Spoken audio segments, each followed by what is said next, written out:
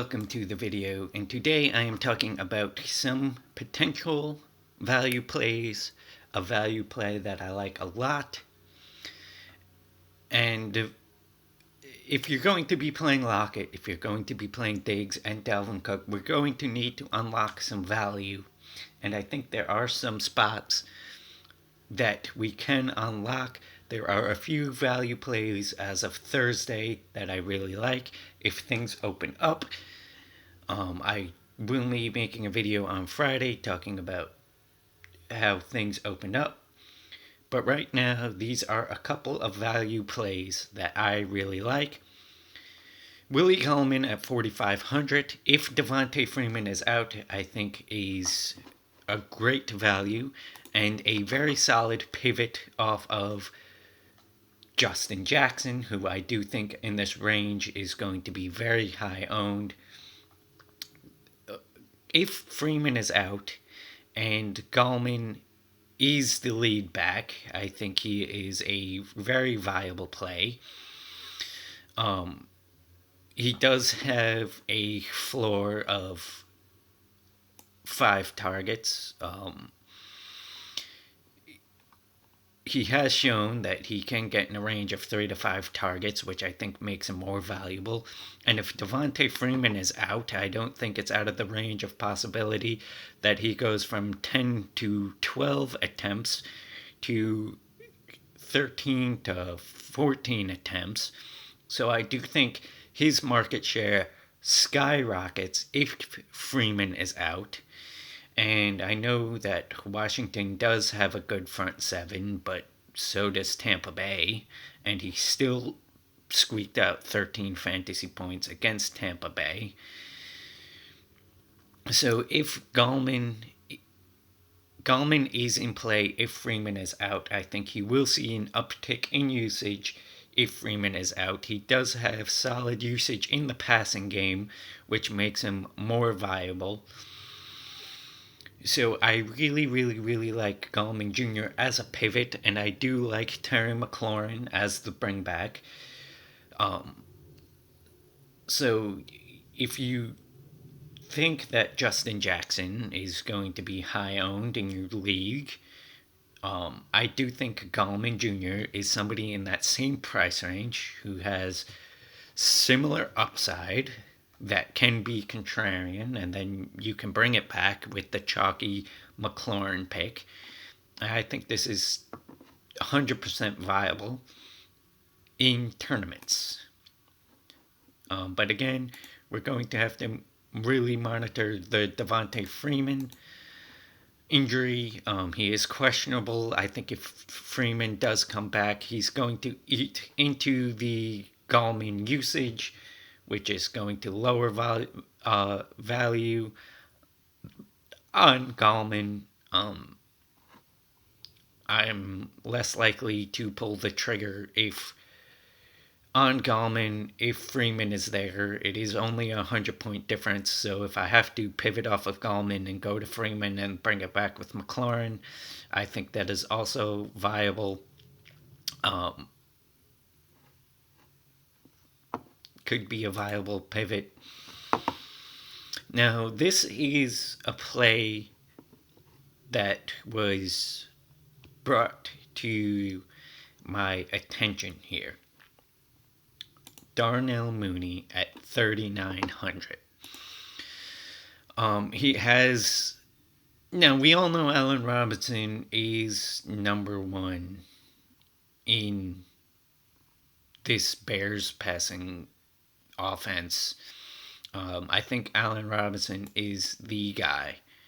And I do think Darnell Mooney is a very risky play. But at 3,900, he has 6 targets, 7 targets, 5 targets, 5 targets, 9 targets, 5 targets, 3 targets, 3 targets. So he's only really had under 6 targets in 2 games. Darnell Mooney has the same big play ability as Henry Ruggs, but owns more of the market share of Henry Ruggs and is priced $1,000 less. Now, a lot of people, I think, are going to be off Darnell Mooney because of their lack of faith in Nick Foles. Nick Foles, kind of like when we were talking about Stephon Diggs, may miss big passes downfield to Darnell Mooney, but if he could get 5 targets and bust a big play down the field, he does have high potential to surpass value at 3,900. And I do think,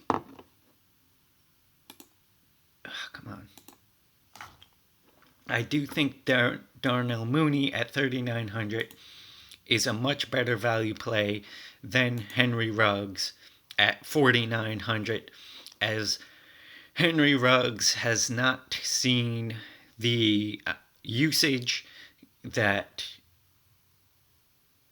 Mooney has. He's seeing around 3 to 5 targets, as Mooney is seeing 5 to 7 targets. Both these receivers rely on big plays downfield. I do have shares of both Mooney and Ruggs in my multi-entry lineups, but I do think Mooney at 3,900 unlocks a lot more value than Henry Ruggs, simply because Mooney is seeing higher usage, seeing more targets, and they both have the same ability to big plays going down the field. So if you're betting on a big play receiver, I would much rather bet on Mooney than Ruggs, simply because Mooney is seeing more usage in the passing game.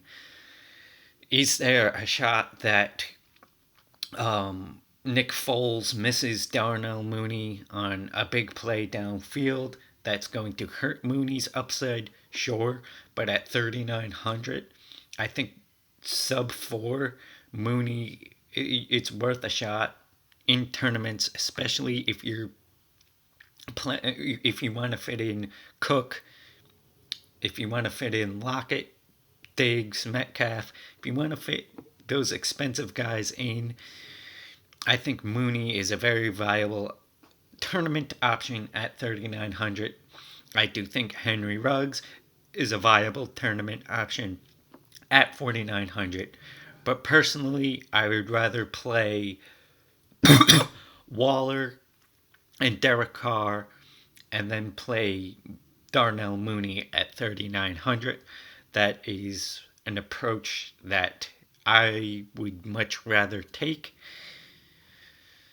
So these are some tournament options, cheap tournament options, pivot plays that I am looking for in tournaments this week. Feel free to leave a comment in the comment section below if you agree or disagree. If you like the content that I'm putting out, leave a thumbs up. If you don't like the content that I'm putting out, leave a thumbs down and tell me how I could do better in the comment section below. And I'm very happy to be back making this daily content. If you guys can, and I hate doing this, if you like my content, if you could hit the share button. I'm trying to build my YouTube channel up, and it has seen tremendous growth, and I would love nothing more for this growth to continue. So if you like my content, if you could hit that share button, I would really appreciate it. DFS has been a great escape for me throughout this quarantine, throughout this election process, and I hope my content, if nothing else, offers you an escape from this madness. And I want to thank you all for watching. I will see you tomorrow.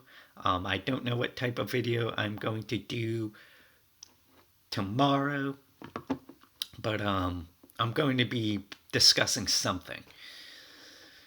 Thank you all for watching. I'll see you on the next one. As always, my YouTube channel is a discussion, and I would love to know what you think, and I'll see you on the next one.